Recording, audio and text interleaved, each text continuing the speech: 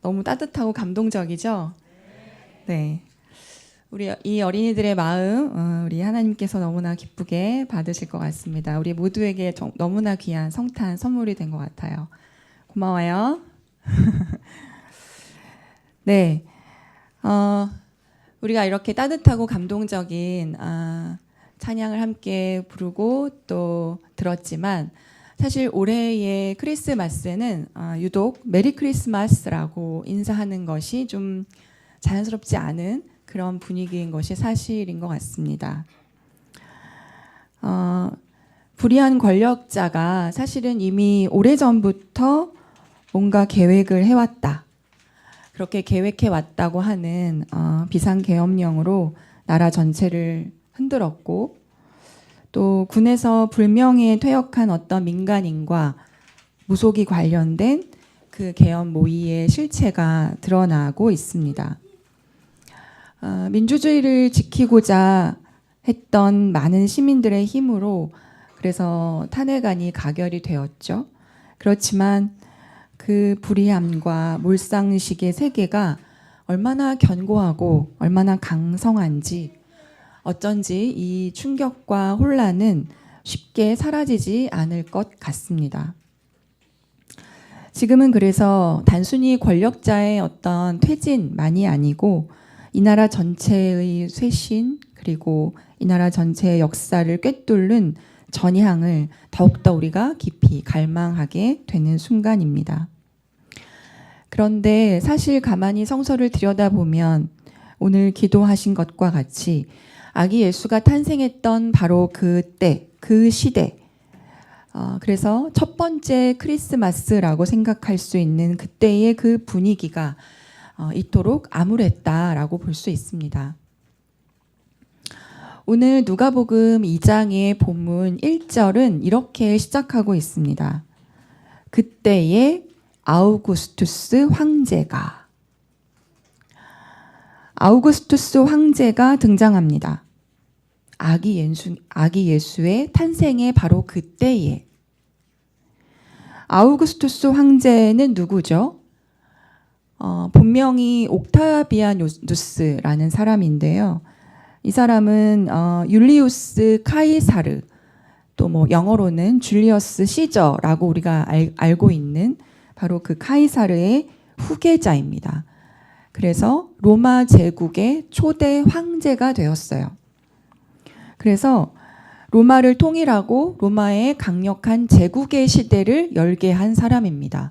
그래서 옥타비아누스는 사실 이름인데 그 이름으로 불리지 않고 존엄하다, 존엄한 자다라고 하는 뜻의 칭호인 아우구스투스라는 것이 그의 황제의 칭호가 되었습니다. 당시에 그 세계 정세에서 가장 힘 있는 자, 가장 막강한 권력을 가지고 있는 그 시대에 바로 아기 예수님이 탄생했다는 것이죠. 그리고 오늘 본문 2절은 또 이렇게 얘기합니다. 구레뇨가 시리아의 총독으로 있을 때에 시리아를 다스리려고 로마에서 보낸 사람이 구레뇨라는 총독이었습니다. 로마가 온 세계를 그만큼 장악하고 있었다는 것이죠. 그리고 오늘의 본문은 누가복음이지만 마태복음의 2장으로 넘어가면 2장 1절은 또 이렇게 시작합니다. 헤롯 왕 때에 예수께서 유대 베들레헴에서 나셨다. 누구 때에? 헤롯 왕 때에. 헤롯은 또 누구입니까? 당시의 유대 왕이죠. 유대 왕이지만 진정한 유대인의 왕이 아니라 또 누가 보냈어요?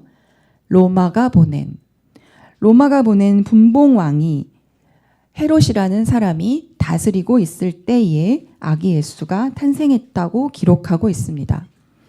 즉 성서가 이렇게 그때 당시의 정세를 역사를 기록하고 있는 것은 당시 로마의 권세가 세계를 주무르고 있을 때에 그래서 모든 것이 로마를 통해 이루어지고 있을 만큼 막강하고 강한 권력이 그렇게 활개치고 있을 그때에 그 세상의 한복판에 아기 예수가 태어났다는 것을 이야기하고자 함입니다.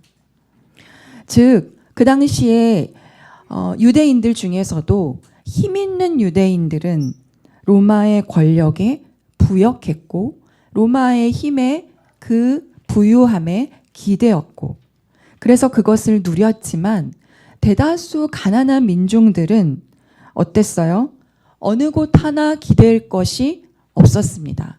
그래서 2중, 3중으로 가혹한 수탈로 그렇게 착취당하고 있었을 때였습니다.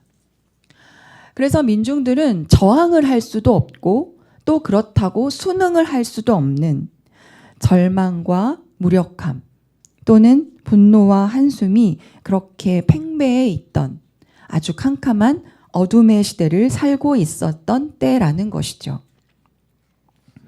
그런 때에 아우구스투스는 칙령을 내렸다라고 돼 있죠. 온 세계가 호적 등록을 하라고. 여기서 호적 등록이라고 하는 것은 인구 조사를 위함입니다. 인구가 얼마나 있는지를 샅샅이 자세히 조사함인데 이 인구를 조사하는 이유가 뭘까요? 내가 다스려야 될 백성이 얼만큼이나 있을까라는 자애로운 마음으로 하는 것이 아니라 사실은 인구 조사를 해서 세금을 더 효과적으로 걷기 위함입니다. 세금을 빠짐없이 걷고 또는 군의 유사시에 전쟁을 대비해서 군대를 필요로 하는데 그 동원할 수 있는 능력이 얼마나 있는지를 파악하기 위함이죠. 그렇게 인구조사라는 것을 함으로써 로마의 통치 기반을 든든히 하고자 했기 때문에 아우구스투스는 칙령을 내렸습니다. 인구조사를 하기 위해서 호적 등록을 하기 위해 모든 사람들이 자기의 고향으로 돌아가야 했습니다. 그래서 오늘 본문에 등장하는 것처럼 요셉과 마리아도 자신들이 태어난 요셉의 고향이었던 베들레헴으로 이동해야 했죠. 이들이 살고 있었던 땅은 그 당시 갈릴리의 나사렛이었습니다. 북쪽 지방이죠. 그런데 요셉의 고향은 베들레헴, 유대 땅 베들레헴이어서 남쪽으로 내려와야 했습니다. 나사렛에서 베들레헴까지는 150km 정도 되는 곳이라고 합니다. 그 정도 떨어진 곳을 마리아와 요셉은 이동해야 했어요. 그리고 베들레헴에 이제 도착해서 베들레헴에 머물렀던 그 동안에 마리아가 해산할 날이 되었습니다. 그리고 아기를 낳은 후에 오늘 본문에 있는 것처럼 포대기에 싸서 구유에 눕혀두었다라고 기록하고 있어요. 포대기와 구유, 여러분 이것은 아기 예수의 탄생에 있어서 굉장히 중요한 상징입니다. 오늘 본문의 밑에 보면 천사들이 이제 목자들에게 나타나서 이렇게 얘기하는 장면이 있습니다. 함께 읽어볼까요? 누가복음 2장 11절, 12절입니다. 누가복음 2장 11절, 12절입니다.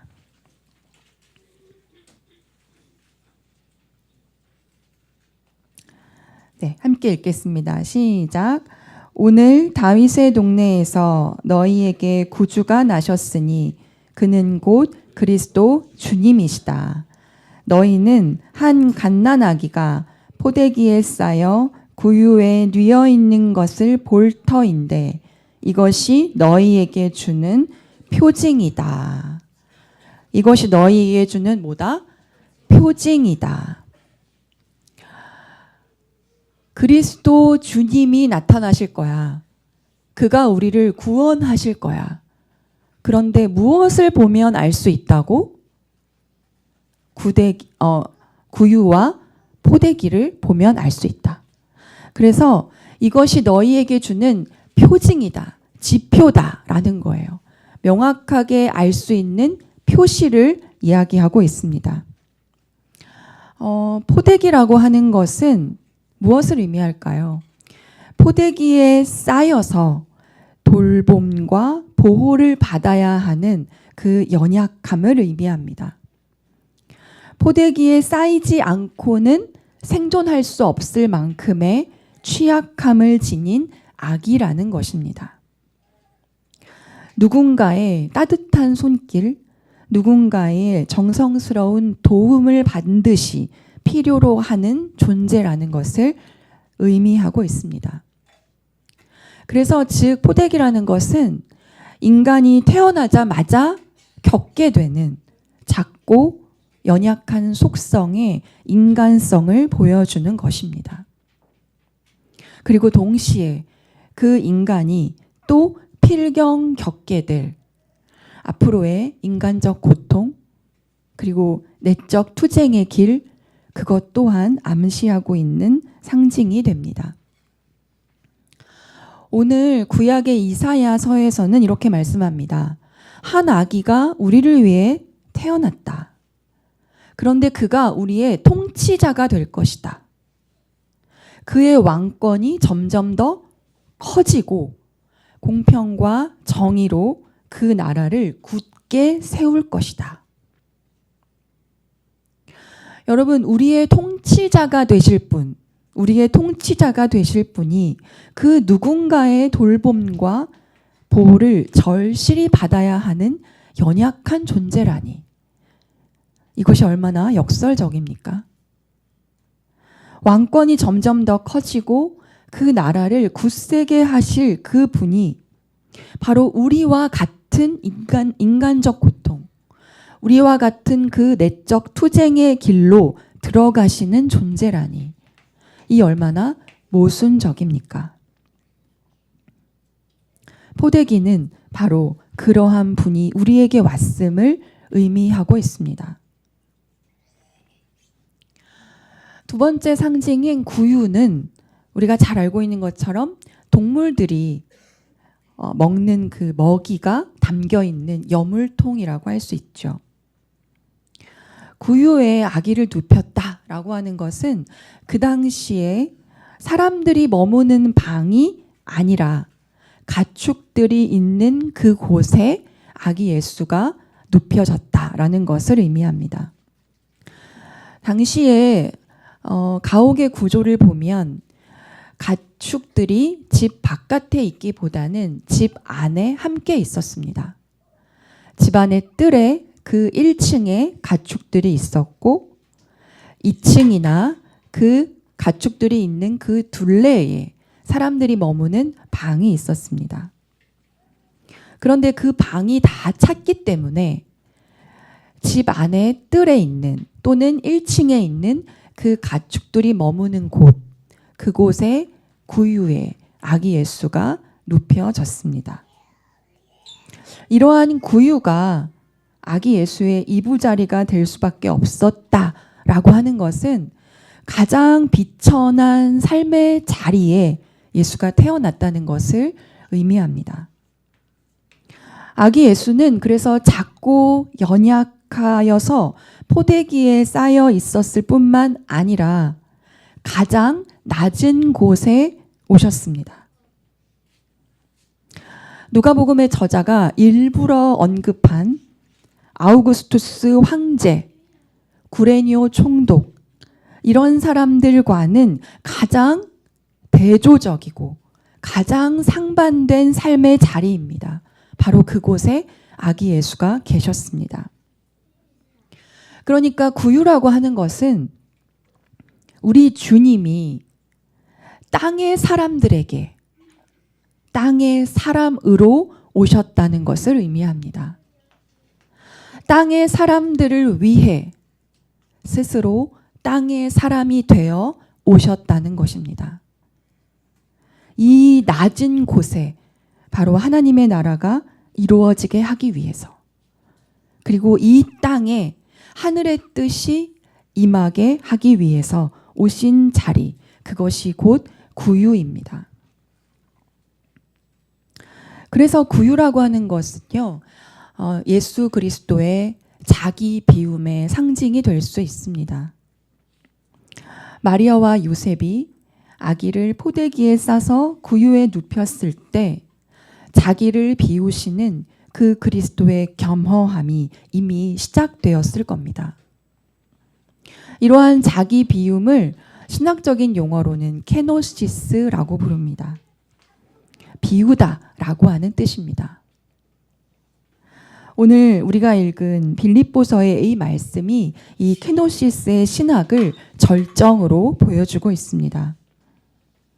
그는 하나님의 모습을 지니셨으나 하나님과 동등함을 당연하게 생각하지 않으시고 오히려 자기를 비워서 종의 모습을 취하시고 사람과 같이 되셨습니다. 여러분, 이 자기 비움의 완성은 무엇일까요? 구유에서 오셔서 어디서 죽으셨어요? 십자가에서 죽으셨습니다. 구유에 오신 그 자기 비움의 시작은 십자가의 죽음으로 완성되었습니다. 가장 막강한 권력이 세상을 호령하고 있는 그때에 주님은 포대기에 쌓인 아기로 오셨습니다. 예루살렘 성전이 아니고요. 아주 작디 작은 고을 베들레헴의 구유에 오셨습니다. 아무 힘도 없고 볼품도 없는 그 포대기와 구유. 그러나 여러분, 그 포대기와 구유가 희망이 되는 세상이 바로 하나님 나라입니다. 왜냐하면 포대기와 구유에서 신성이 탄생하기 때문입니다. 중심부의 자리가 아닌 그 변방의 자리에서 가장 신적인 탄생이 이루어지고 있기 때문입니다.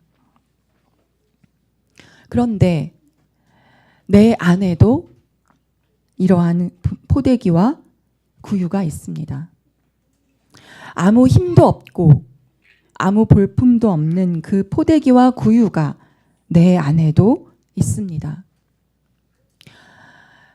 내 안에 참 보잘것없는 내가 있습니다. 불안으로 때로는 요동치고 짜증을 때로는 주체하지 못하는 내가 있습니다. 타인이 그렇게도 못마땅한 내가 있습니다. 현실적인 문제들로 벅차고 때로는 지치고 그래서 무력하다고 느끼는 내가 있습니다. 이런 나를 때로는 들키고 싶지 않아서 그렇게 자존심을 부리거나 아닌 척 방어하는 내가 있습니다. 그래서 아직도 낯설고 아직도 위험하다고 생각하는 내가 있습니다. 그러나 여러분, 성탄이라고 하는 것은 내 안에 그러한 포대기와 구유가 수치스럽고 감춰야 할 그 무엇이 아니라 내 안에 가장 그 연약하고 가장 비천했던 바로 그 곳이 주님이 태어나실 그 자리라는 것을 믿는 것입니다. 성탄의 신비는 바로 거기에 있습니다. 내 안에 가장 작고 가장 연약한 그곳에 주님이 온다는 것이고 내 안에 가장 비천하고 가장 보잘것없는 바로 그곳에 신성이 탄생한다는 것입니다. 그것을 다른 말로 하면 바로 그곳이 나의 신적인 자아가 탄생하는 자리라는 것입니다. 한번 따라해 볼까요? 나의 신적인 자아가 탄생하는 자리.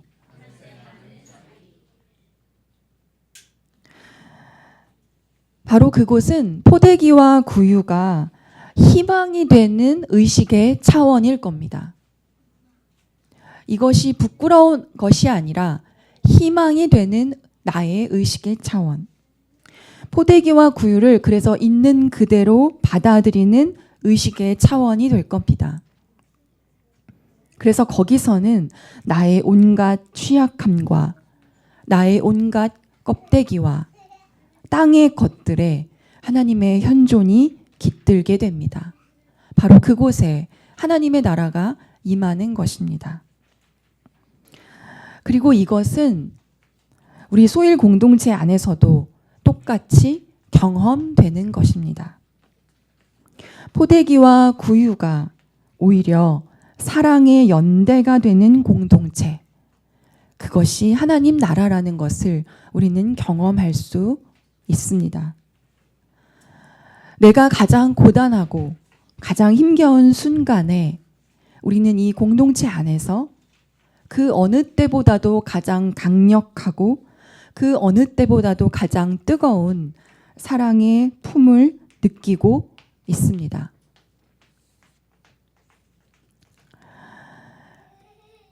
지난 주말에 남태령에서 있었던 일입니다. 여러분들도 모두 뉴스를 보고 아실 거라고 생각합니다. 세상을 바꾸는 전봉준 투쟁단이라는 이름으로 트랙터들이 대통령 퇴진 촉구와 양곡법 거부권을 규탄하면서 지난 16일부터 전국 각지에서 약 일주일에 걸쳐서 서울로 올라와 집결하는 그런 행진을 하고 있었습니다. 그래서 21일 토요일에 광화문에 있는 촛불 집회에 합류하려는 계획이었고, 행진하고자 하는 신고도 다 마쳤고, 그동안 어떠한 통제도 없이, 아니 오히려 경기도에서는 경찰의 에스코트를 받으면서 차선 하나로 질서 정연하게 서울행을 해왔습니다. 그런데 돌연 21일 토요일 낮에 남태령 고개에서 경찰에 의해 막히게 되었답니다.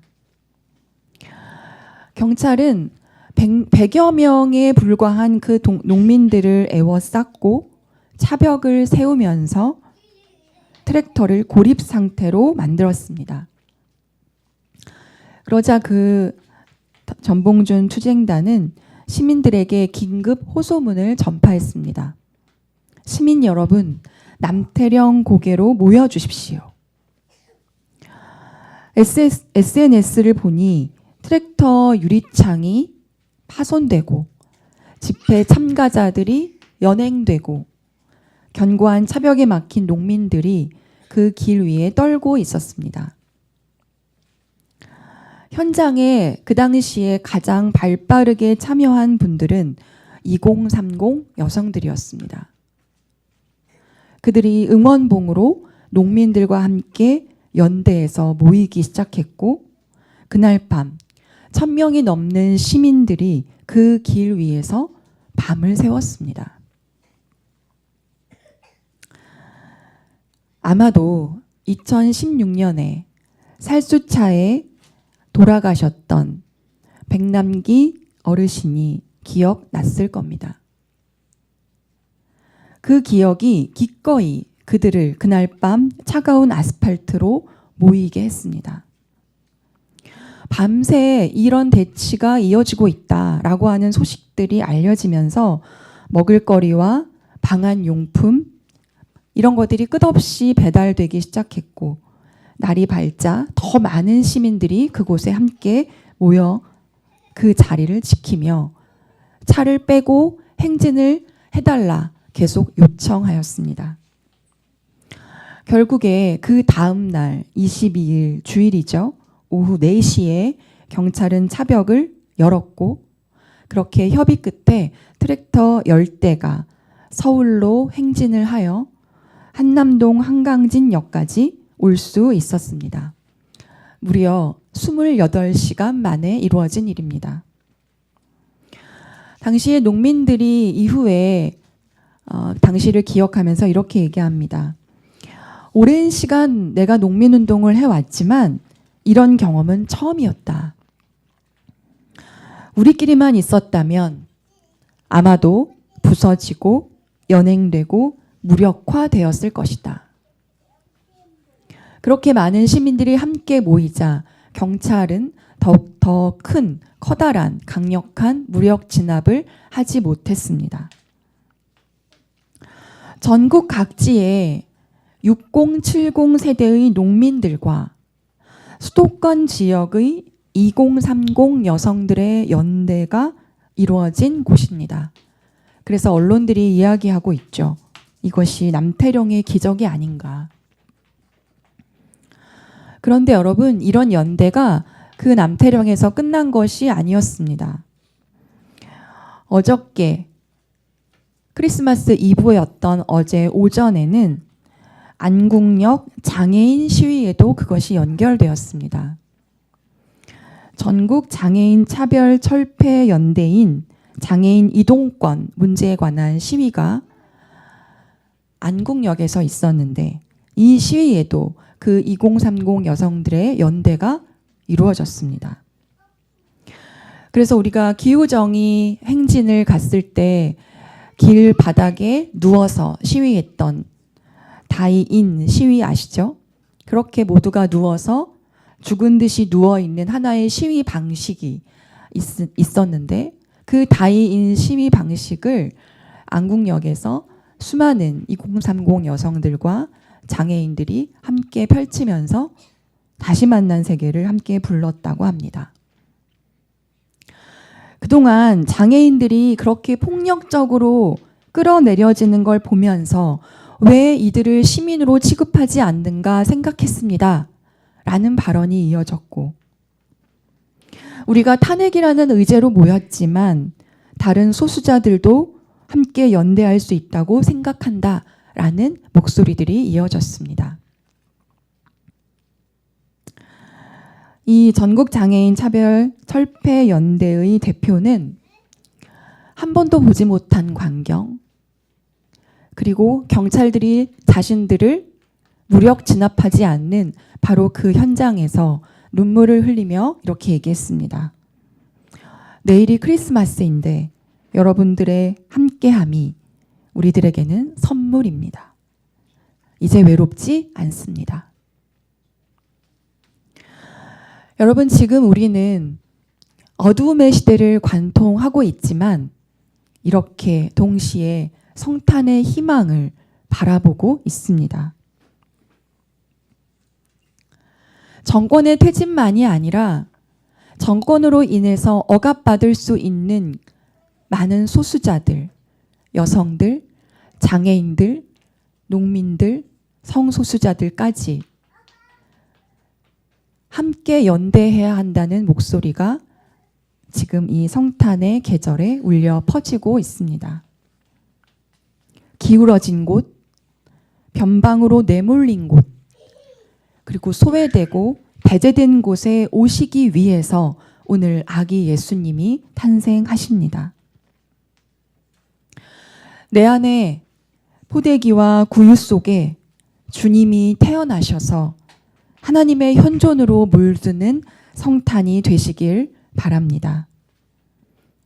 그리고 동시에 우리 소일 공동체의 포대기와 구유에 주님이 또 태어나셔서 사랑의 불꽃을 피워내는 그러한 성탄이 되시길 바랍니다. 그리고 동시에 지금 이 시대의 베들레헴, 2024년에 그 암울한 고통의 자리에 주님이 태어나셔서 제왕을 왕자에서 끌어내리시고 비천한 사람을 높이시는 그러한 성탄이 되기를 기도합니다. 그리하여 포대기와 구유가 희망이 되는 세상, 그래서 이 땅에 하늘이 탄생하는 진정한 성탄의 계절이 되기를 바랍니다. 함께 기도하시겠습니다.